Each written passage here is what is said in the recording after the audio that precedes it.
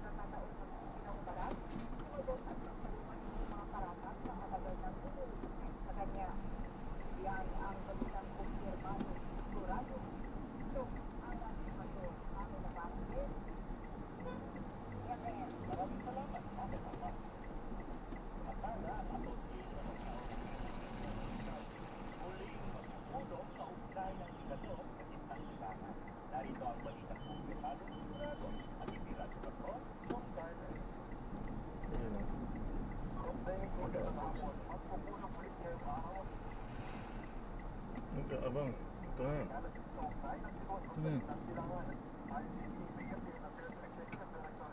Ayun dito tayo. Tapos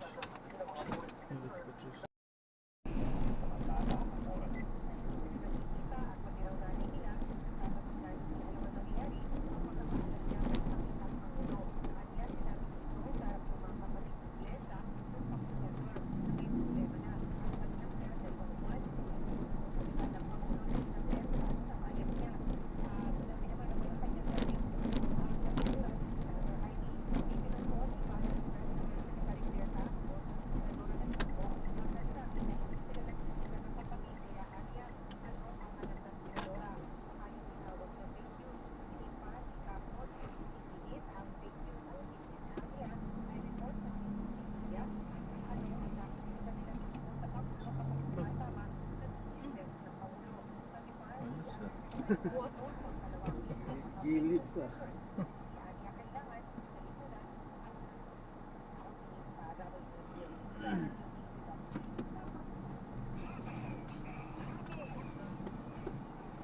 may-ari ng kalsada nun kasi mga basurero, mga basura truck.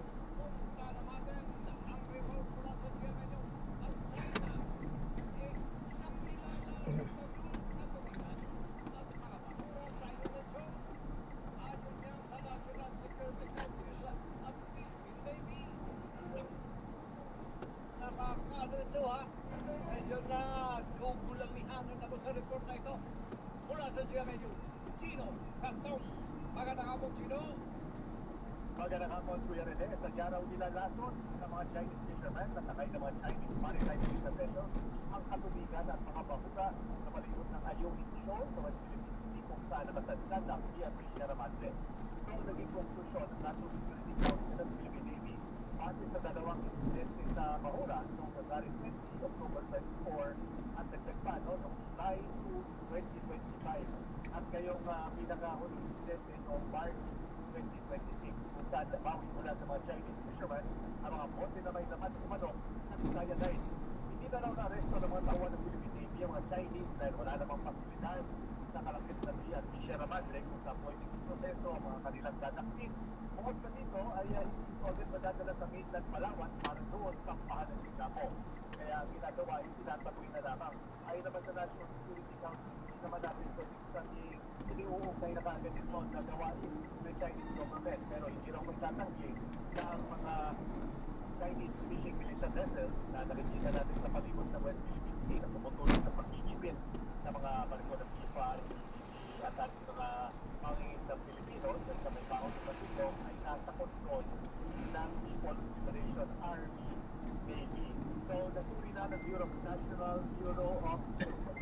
ng mga sa dating water samples na nakuha mula dito sa mga Chinese fishermen mula sa mga kulay dilaw na bote at kung hindi mo kinilala ang substance na nakahalo daw sa tubig bilang cyanide na chemical na kaya pumatay hindi lang ng marine life kundi maging ng tao. 40 milligrams ng cyanide na magpapasok sa iyong katawan ay pwede ka na mamatay Kuya Rene. Kaya ng Philippine Navy, posibleng may kinalaman ng ganitong operasyon sinasadya sa tanggalan ng tubig at pagkain ng mga sundalo na nagbabantay sa biyang Sierra Madre.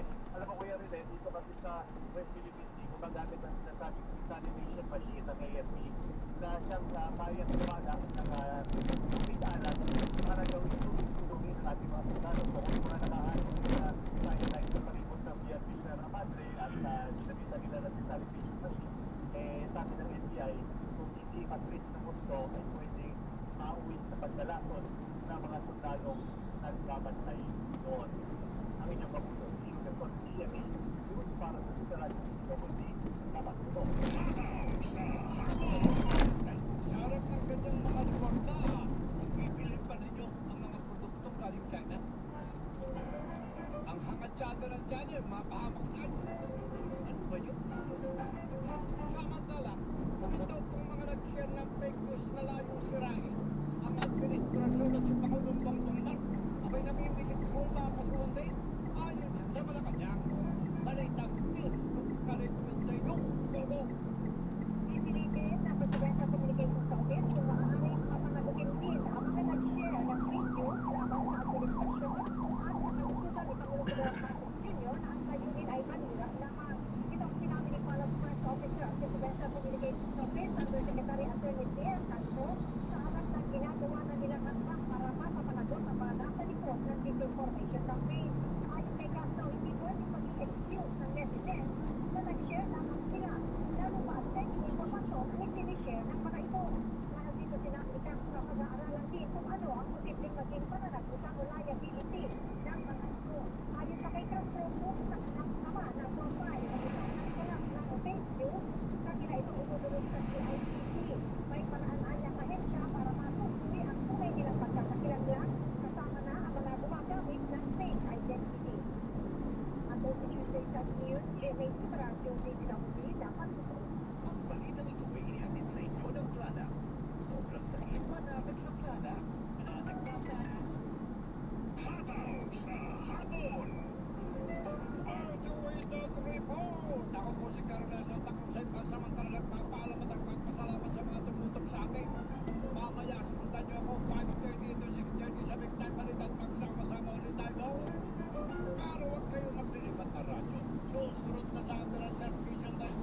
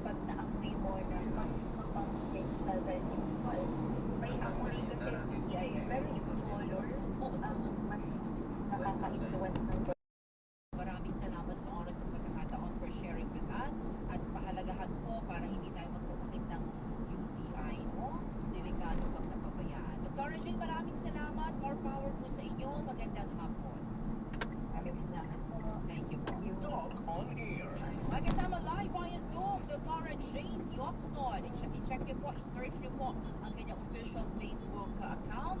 Dr. Jane Diokson, meron siyang consultation ng guide na online.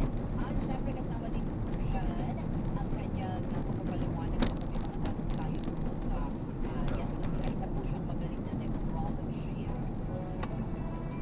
Babalik po tayo sa ating lahat ng serbisyo kasama pa rin po ang mga radyoman at ang ating serbisyo update na po kayong aalis. Babalik po agad ang Metro Serbisyo Oras 2:35. That time check was brought to you by ACS Manufacturing Corporation, ISO certified world-class quality. That news was brought to you by ACS Manufacturing Corporation, ISO certified world-class quality. Every journey begins with a dream. On the court, one truth is clear. Winning is sweet, but it's the losses that build your strength. The ball can take everything, yet it always finds its way back. And in that moment, the choice is yours. To rise, to reset, to play smart. We rose above the odds, so can you. What's up mga Karina Plus? Makinig ka mabuti dahil ito na ang pinakamalupit na playoffs promo na pwede mong salihan ngayong taon. Introducing Arena Plus Playoffs MVP, Battle for the Most Valuable Predictor. Dito, hindi ka lang manonood, ikaw ang magdidesisyon kung sino ang panalo at pwede kang maging instant milyonaryo. Mga Karina Plus, 1 bilyong piso ang pwedeng mapanalunan at ang pinakamagandang part, free to play ito. Walang deposit, walang taya, walang risk.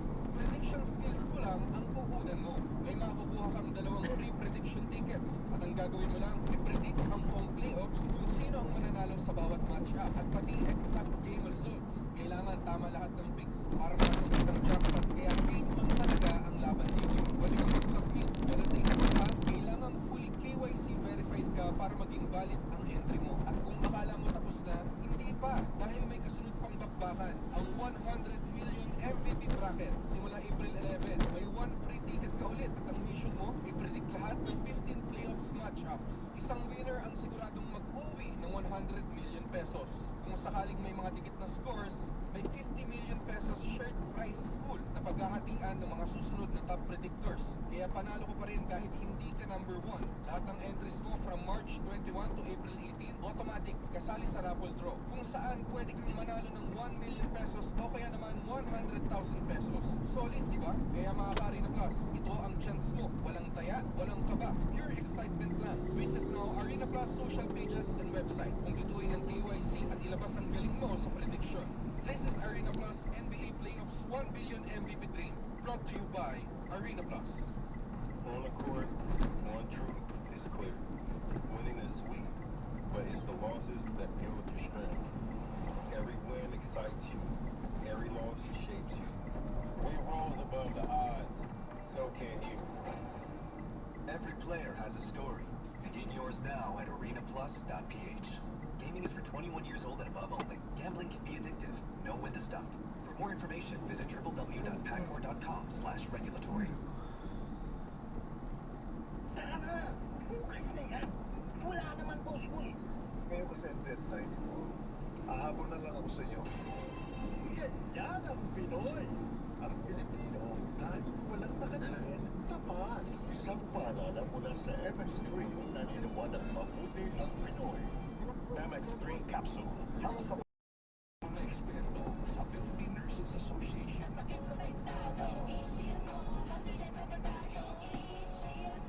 Batso, manufactured by ACS Manufacturing Corporation. ISO that fascinating learning is from the pro. Liberate that. Liberate Pro. Mabibili at Liberate Pro sa lahat ng leading drugstore. Buy Liberate Pro. Multivitamins, vitamins, everything on Liberate Pro. Symptoms persist. Suggest para sa maayos na liver function. Liberate Pro. Liver up na tayo with Liberate Pro. That time check was brought to you by ACS Manufacturing Corporation. ISO certified world-class quality.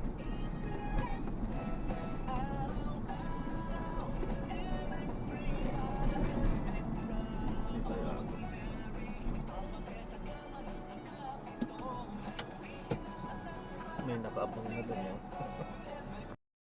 Ang ating kalusugan at para maiwasan po ang mga sakit, dapat epektibo na food supplement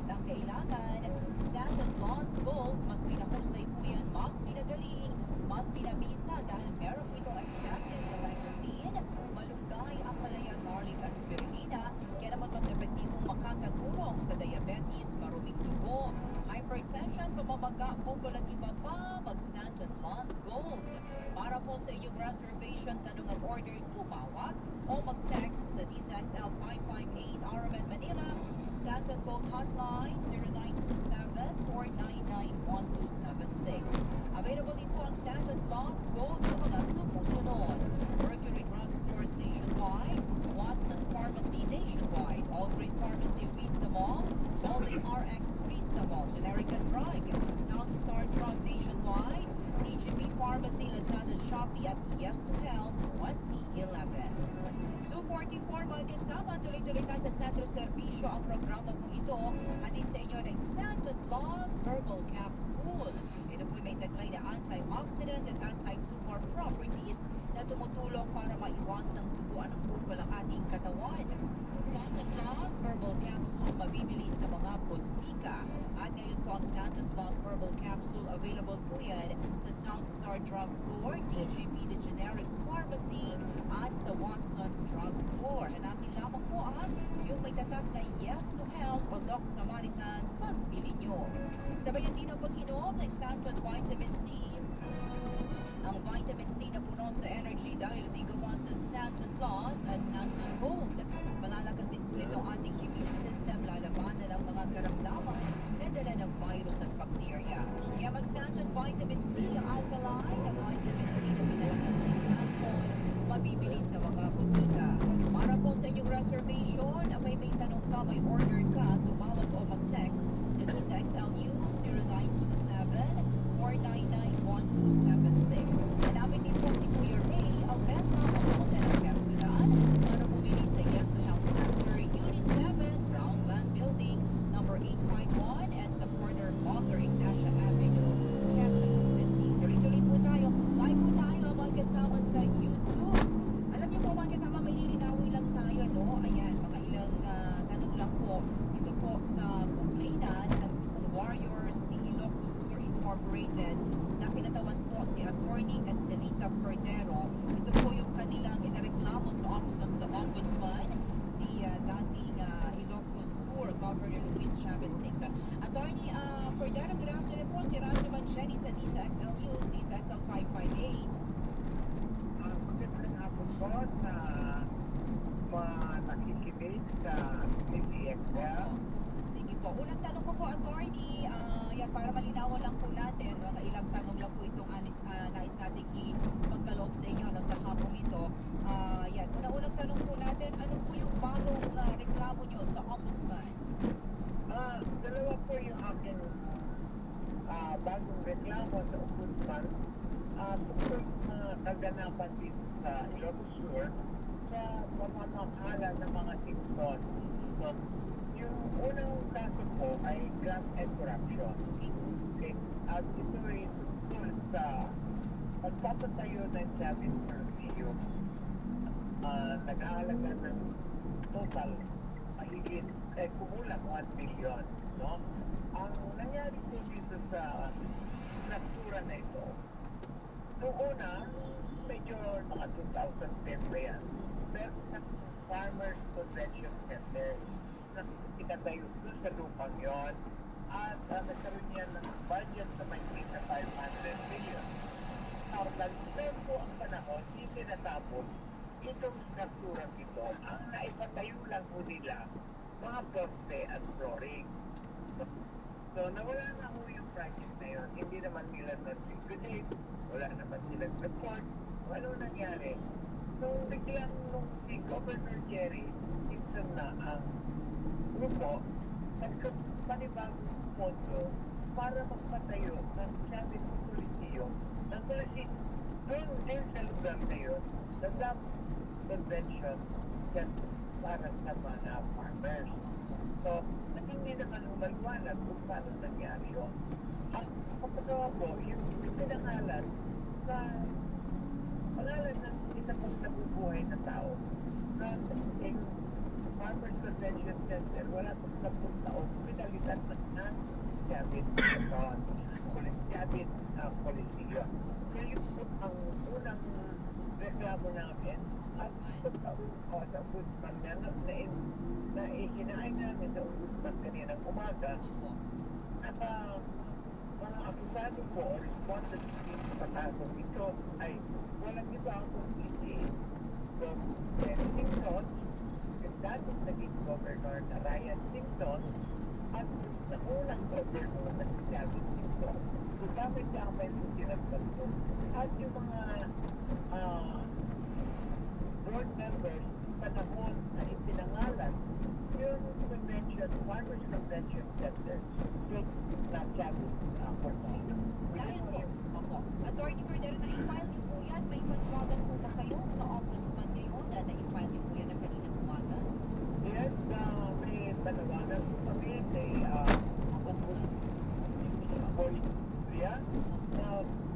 pangatlo na po itong kaso ni aming isinila. Ito po naman, yung una, yung tungkol sa pagpapatayo ni Chavez ng kanyang Malapalasyong Resort. Doon sa portion land, public land, at meron po kaso yan, at yung pagbili niya ng bagong lipunan lodge, ay hindi naman kasi ngayon sa batas yung po. Tapos lang po yung pag-hangay na siya ay mayor ng lupa na mahigit sa market value or total value ng at nawalan ng pondo ang LGU na lugar ng mahigit 100 million pesos. Anyway, Attorney, opo, Cordero, na-file niyo naman po yan sa ombudsman at may natin na magiging action ng ombudsman at ombudsman. Opo. Ang hinihingi po natin kay Ombudsman Remulia, action na po na yung unang dalawa, meron pang subject na naman na dalawa. Basta ang Ombudsman ng mga kaso na ito, kung hindi nila aamin at kung iti-file na pinag-file ng kaso, ang that will be action ng Ombudsman. And with that, Attorney Cordero, panawagan na lang po ninyo sa ating mga nakikinig, lalo po sa mga taga-Ilocos Sur. Go ahead po, Attorney Estelita Cordero. Go ahead po. Okay, magandang hapon po sa lahat ng nakikinig dito sa programang ito. Idalahan natin na yung ating mga kasong pinipila na pinagkahanapan natin ng hustisya sa kung nasaan ang mga punto dapat para sa mga farmers. Bakit hindi naman yumayaman ang farmers ng Ilocos Sur? Yumayaman ay mga privadong opisyalis o mga tao ng probinsya ng Ilocos Sur. Dapat ituloy ko exact yan ay payamanin ang mga farmers ng Ilocos Sur. Yan po ang Sige po, mas malinaw po yung Attorney Cordero. Maraming salamat po sa inyong oras at pagkakataon at siguro po pag kayo po ay umuusad na ay pakibalita rin po kami. Maraming salamat, magandang hapon po. okay. So, Salamat po. Mga kasama ang piling ko ni Attorney Estelita Cordero, hindi po sa kanilang isinampang kaso kaninang administratibo at criminal po dyan sa Office of the Ombudsman. Oras natin 2:52 at sabay po tayo sa ating mga radyo man. Samantala na po sa hapon ito, ayan, Monty Chan Gallardo ng Cavite. Abay, mahilig ka bang uminom ng kape? Bakit hindi mo subukan ang healthy na kape at Samson Gold Coffee Mix? Ang kape na hindi lang masarap kundi makakatulong pa sa iyong kalusugan. Nakakatulong palakasin ang iyong resistensya, walang side effects, may glutathione at collagen para sa makinis at malusog na balat. Nagtabi ka na kumanda pa ang katawan at mismo. Samson Gold Coffee Mix, kape na alagang iyong kalusugan at kagandahan, mabibili sa malapit na lugar o sa inyong mga lugar. Samson Gold Coffee Mix. Samantala mga kasama, atong ang kumikilos kasama ang kanyang maliit na grupo ayon kay SILG Remulia. Detalye mula kay Axel Rajuman, Marjo Domingo. DCXL, Rajuman, Report. Kinumpirma ni SILG John Big Remulia na muntik na nilang mahuli ang negosyanteng si Atong Ang na siyang tinutulong utang sa kaso ng sa Bumeros. Ay Remulia, nakatanggap nila ng informasyon mula sa isang reliable source na nakita umano ito sa isang pribadong establishmento sa Pilipinas. Ngunit one day late umano ang kanilang operasyon kaya hindi na huli ang nasabing negosyante. Sabi pa ng kalingin na kumikilos ang kasama ang kanyang maliit na grupo, ngunit tiniyak nito na pagpuli ang kanilang isang operasyon para matutuan ang negosyante.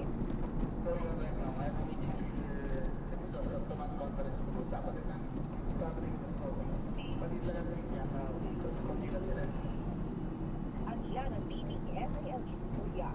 reklamo mo sa Kaptukrami, Radyo ng March Lino, sa top ng NEXL, Kakaibig. Maraming salamat pagkatagumpay ng katotohanan laban sa kasinungalingan, isang dalayunin ng Auckland kontra fake news, Moan Saini. Detalye mo lang kay Ansel Ronjo Bandiel, Shai Rose, Peña, Florida. DCXL, Radyo Report. Medyo na ganyan na magtanga ng Memorandum of Agreement Lawas ang tatlong ahensya ng gobyerno na layong ipigtingin na pagtungkit ng fake news.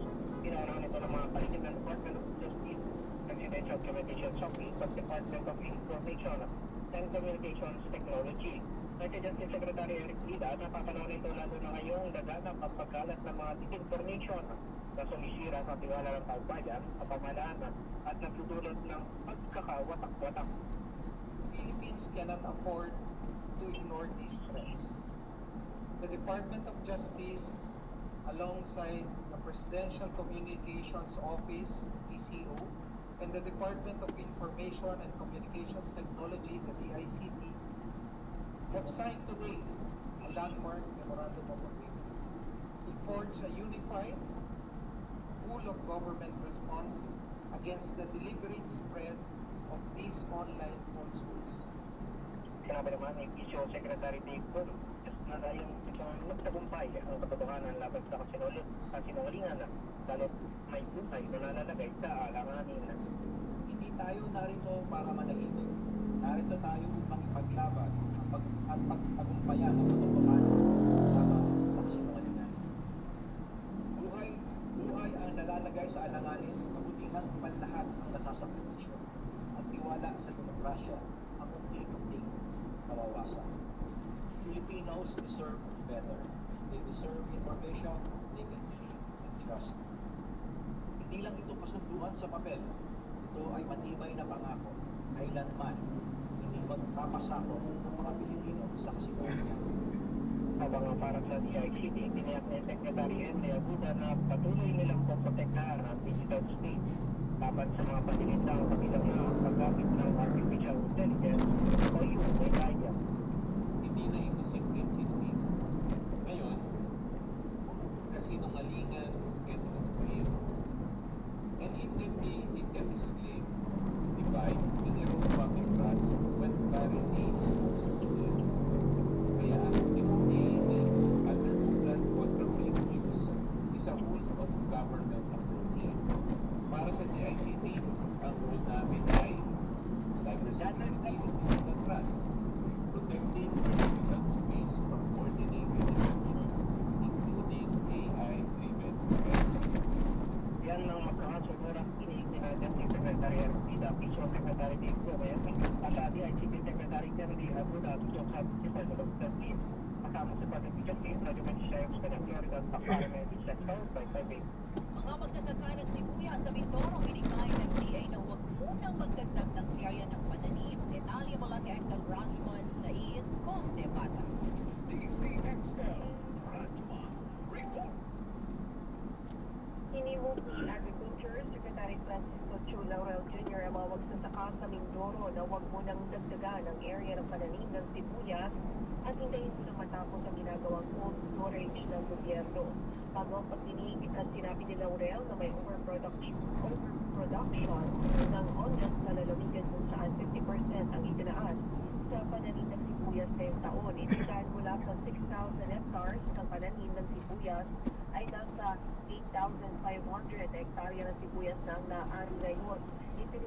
Itinuto ni Laurel na hindi naman nagbabago ang demand sa sibuyas sa bansa at kung may paggalaw man ay kaunti lamang dahilan kaya nagkakaroon ng pagkabulok sa pananim dahil sa sobrang produksyon. Posible namang i-augment sa mga susunod na buwan na walang ani ang sobrang sibuyas, kaya lamang kasalukuyang ginagawa pa mga old cold storage facility sa Mindoro at sa susunod na taon pa ito matatapos. Dagdag pa ni Laurel, mayroon na siyang binuong task force para rito at sila'y makikipag-ugnayan sa lahat ng mga onion farmers kung pwede nang mag-expand ng planted area o hindi.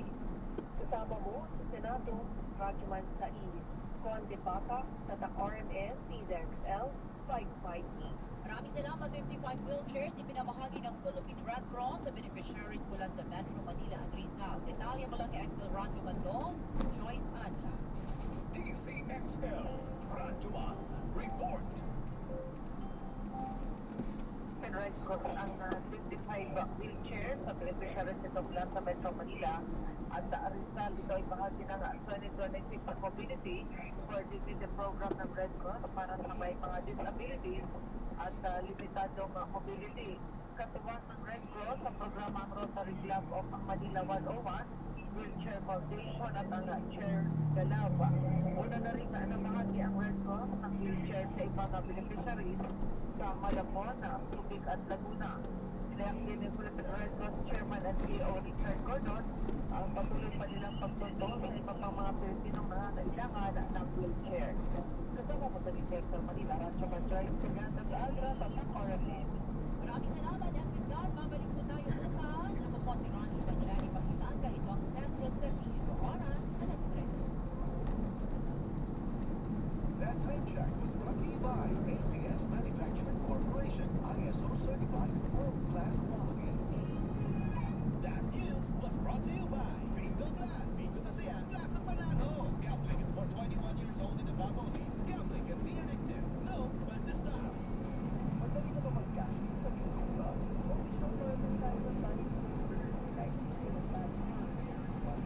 That's the first.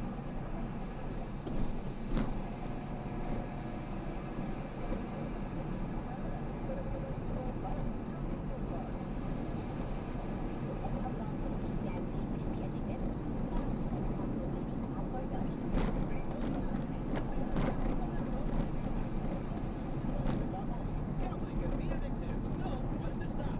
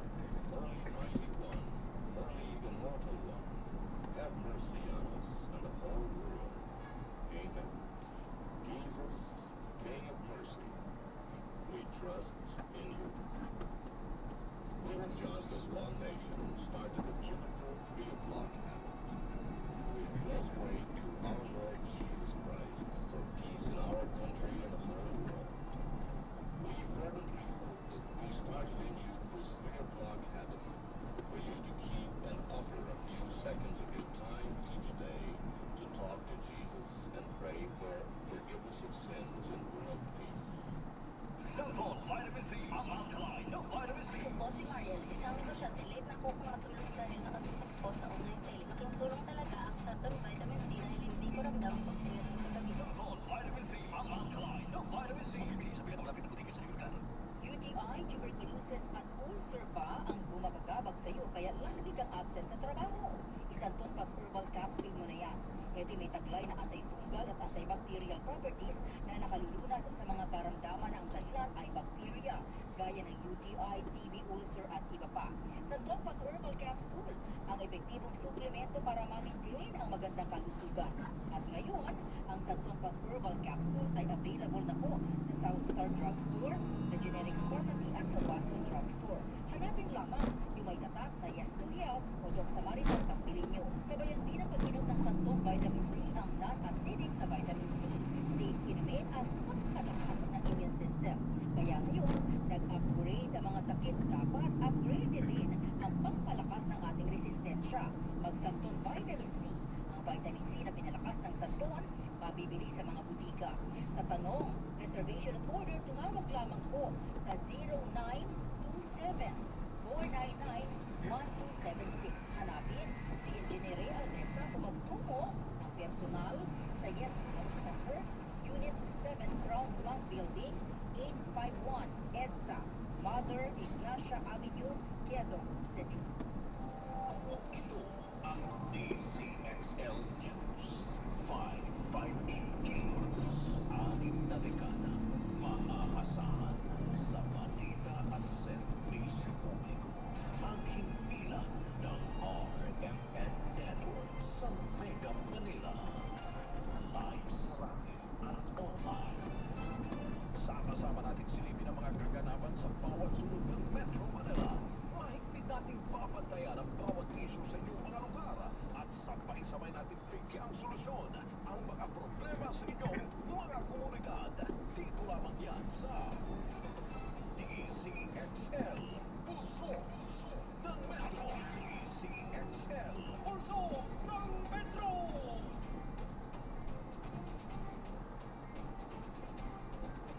Mga kasama sa kauna-unahang pagkakataon, rollback sa produkto petrolyo. Ipatutupad bukas sa huyan. Higit 20 pesos na tapya sa diesel, asahan. DCXL Puso. Tatlong araw naman ang malawagang tigil pasada ng Manibela, kasado na sa Miyerkules.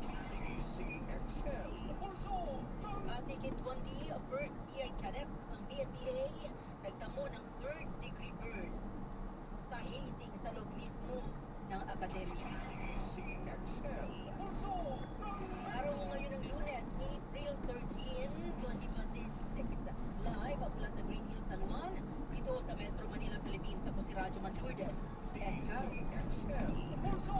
Mundo yung weekend po ninyo. Tingnan nyo, sabi ko na, noon ay i-anunsyo pa lamang ho ng Amerika at ng Israel. Announcement pa lang. Nag-bombahin namin yung Iran. Ang kinabukasan naman, nagtaas na agad, no? Diba? Nung nagpakawala na ng missile yung Iran at yung US o yung US, Israel, sa Iran, ladong nagtaas. O, tapos ngayon, ang tapos, 20 pesos lang. Paano kaya ito kino-compute? Diba? Iba yung computation ng palasyo sa computation ng mga oil companies. Parang totoo yung sinabi ng dating DOE Secretary, di ba? Hindi na babalik sa dati, huwag na kayong umasa. Kasi mga sira na rin naman. So, sira na yung mga faktorya, sira na yung mga pagkawaan, yung mga minahan, na mga langis sa mga bansang binomba. So, huwag yung asahan na maibabalik sa dati yung presyo. Oo nga naman. Pero sa akin lang sana naman naging fair yung presyo. Hindi pwede yung nag-maintain ba? Sa mahigit isang daang piso, ang increase. Sabi yung tubig, di ba? Grabe. Sa atin lang, kung ngayon bumabalik na, may mga sakyan ng bawat na, paano yung iba? Di ba? Paano yung iba? Ganun na lang yun. Wala nang bawas. Kasi nagkanya-kanya, tinan mo, ito 20 pesos lang. Pero parang di ba sa laki ng sinagdag, tapos 20 pesos lang yan. Ano ba yan? Lugi pa. Oy, pero sa international fee naman, hindi mo nagkasundo after 21 hours. Ano ba yung ginawa nila sa 21 hours? Na deliberation, debate, ano bang nangyari doon? Pagulungan, pag-uusap ng Amerika, ng Iran, dyan dito sa Pakistan. So, hindi sila nagkasundo after 21 hours. Balik sa Amerika. Hindi pa alam sa inyong lahat na hindi kinagat ng Iran yung aming mga inilagay sa agreement. Sabi ng Iran, nais namin ipaabot sa inyong lahat na hindi rin kinagat ng Amerika yung mga agreement namin. Baka naman pa sa akin kayo na agreement. Ay nako, parang awa nyo na, di ba? Yung mga nasa paligid ninyo yung pinakahirap sa sitwasyon ito. Si Trump, walang problema, inuna niya yung Venezuela, di ba? Natigin yung langis nila. Pero syempre, maraming bansa hindi. Mga kasama, controversial ko yung ating tanong. Kasi yun, itong weekend, naglaban po ng parang naglalaban ngayon mga media organizations na, di ba? Kasi kini-question ng isang media organization, ito pong mga media or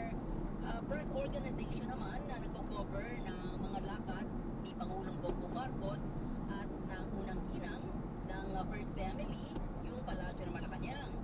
Sabi ko ng isang mukhang dapat sa publiko nyo, ano ba talaga yung tinatago ninyo dyan? Sa totoong kalusugan ni Pangulong Bongbong Marcos, mga nagtatago kayo ha? Mukhang may mga patabi-tabi, kaya ayaw yung sabihin na totoo, sumagot yung Malacanang report.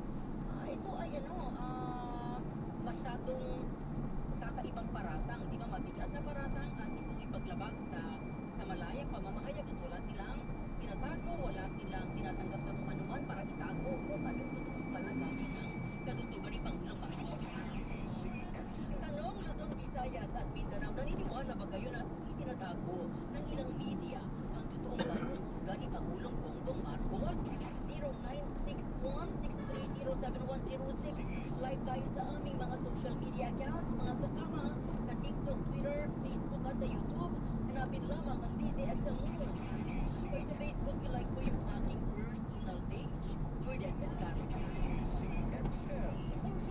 Mga kasama-kasabay ng mainit na panahon, may super typhoon, di ba? Pero hindi ho natin alam, mukhang mukhang nagpapansin. Baka pwedeng tungkol sa mga bullying ba? Yung mga kasama sila, Health Secretary Rimulya, siniyak na maipakukulong ang tatlong PNP cadets na sangkot sa AC. Radyo Mansyete, Mike Kuyakoy. Radyo Malordes, kumpiyansa nga si Department of Interior Local Government Secretary John Vicebulla na mapapanagot ang tatlong kabete ng Philippine National Police Academy na naalis sa Protein Overly Hazing sa Silang Cavite.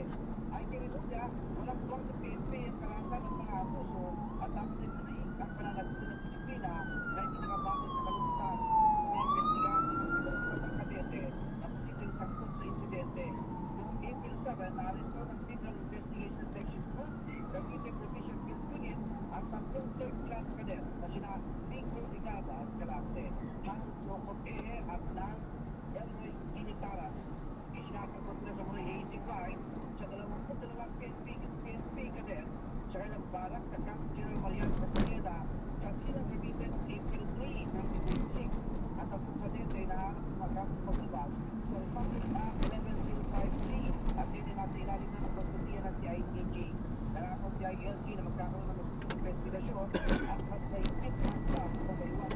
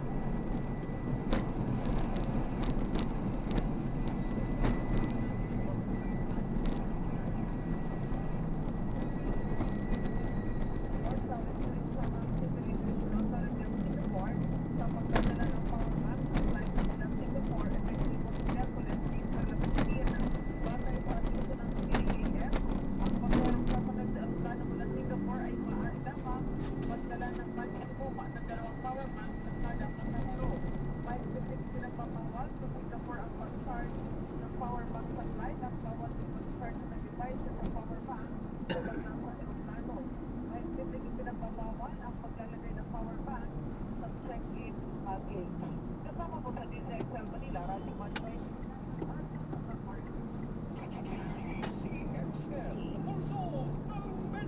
Si Attorney Janice Pangis ay mga kasama natin ang Regional Director DNR Environmental Management Bureau. Alamin natin kasi na sunog itong nabutas landfill at syempre yung problema natin yung air quality sa Metro Manila lalong bumagsak. Attorney, nag-gear sa RMN DZXL Manila si Radyo Mansyete. Good afternoon. Magandang hapon po sa mga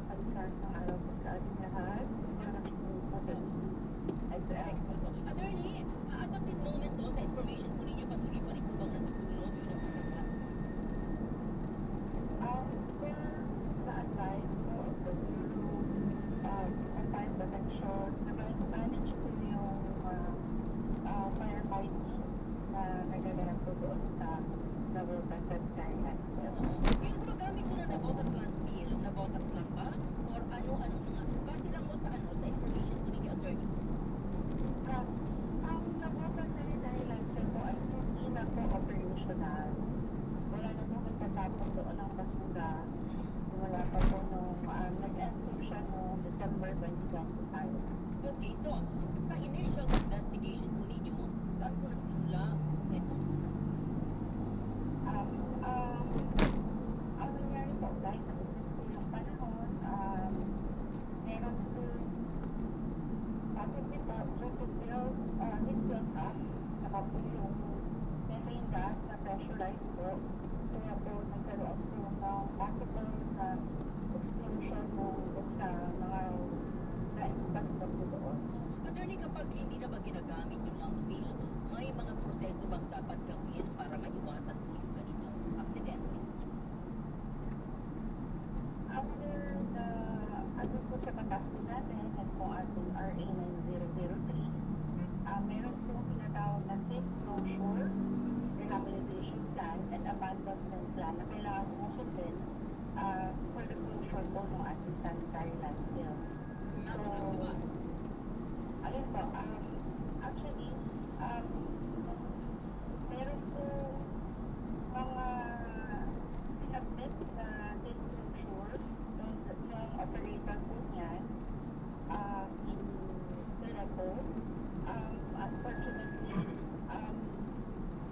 hindi po nila nagagawa lahat at nga po December 31, 2025 yung tapos po ng kanilang doon yung and then within 1 year po dapat yung safe closure and abandonment plan. Okay. Attorney, linawin ko lang, ano ho yung kumpanya na nagmamanage itong landfill? Ang bali kong operator po ng Nabotas ng Thailand sir ay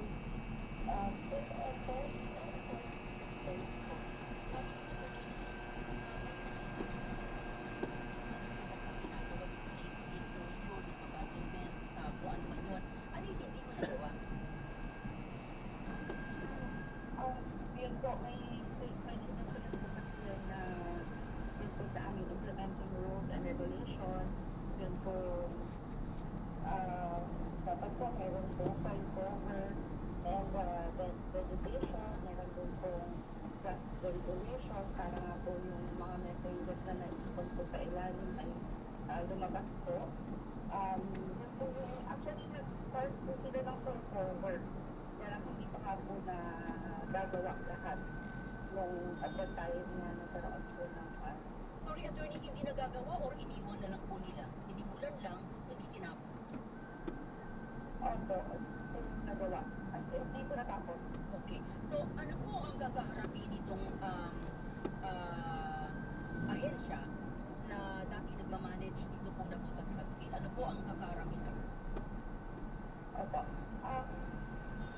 We are preparing for all the legal remedies na pwede pong gawin po ng EMD, NCR, ng DNR po para po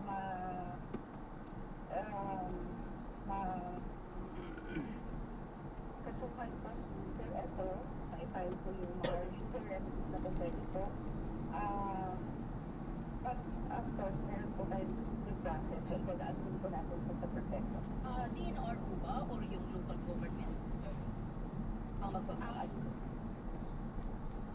Meron po kami legal remedies under RA 9003, ND, NCR po.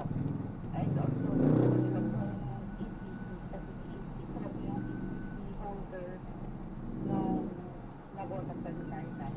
Pero yung Nabotas local government, nabasa sila dito, attorney. Wala silang legal dakanan. Nag-over sila, pero dahil naman po sila, hindi naman sila wala naman there's no negligence on their part Okay. based po sa confidential na information. Okay, so ano po ang gagawin or plano po para tuluyan na pong hindi ulit maulit, no? Ito pong sulog dyan po sa Nabotas. Ay,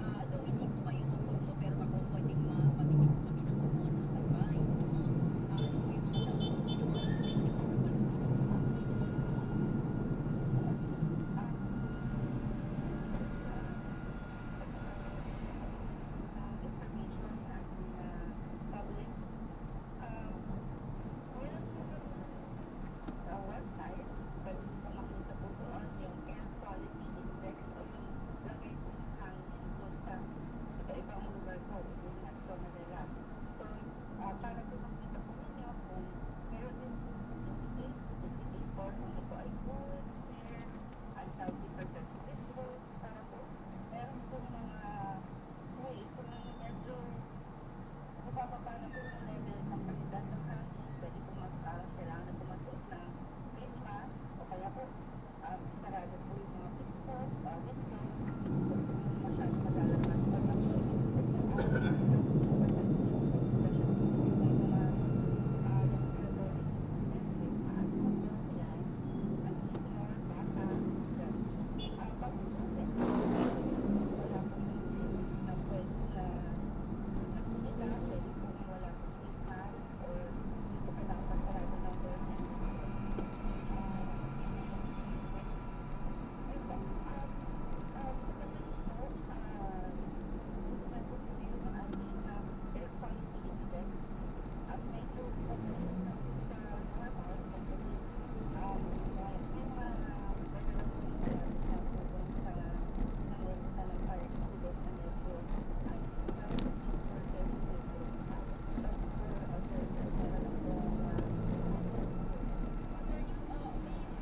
Yun.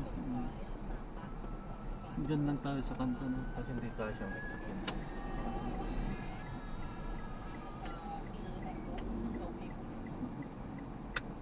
At dyan ka nagbababa.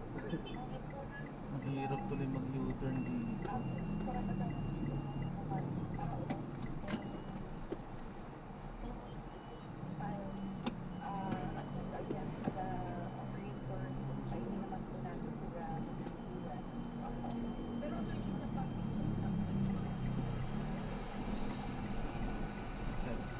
Diyan ang daanan, ay sikip niyan. Oo, hindi daw makapasok eh. Oo, hindi makapasok. Ayan, na-drop na natin sila. Maraming salamat po sa panonood. Kaya sa muli, ingat. God bless. Paalam po muna kung samantala tayo gagawin na ng ibang video sa ating susunod na mission. Paano po?